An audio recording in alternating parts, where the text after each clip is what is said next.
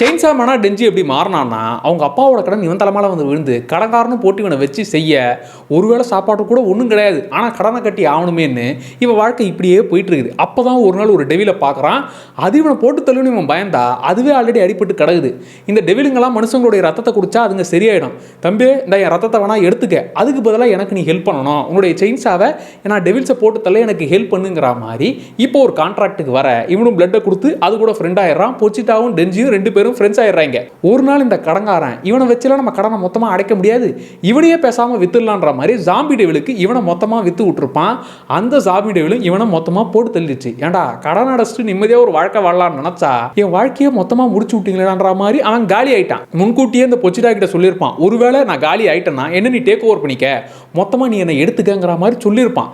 இப்போ அந்த பொச்சிட்டா இவனுடைய ஹார்ட்டாவே மாறிடுச்சு. கொய்யால இதுக்கு மேலே நான் அமைதியாக இருக்க மாட்டேன்டான்ற மாதிரி வண்டியை ஸ்டார்ட் பண்ணுற மாதிரி இழுத்தான்னா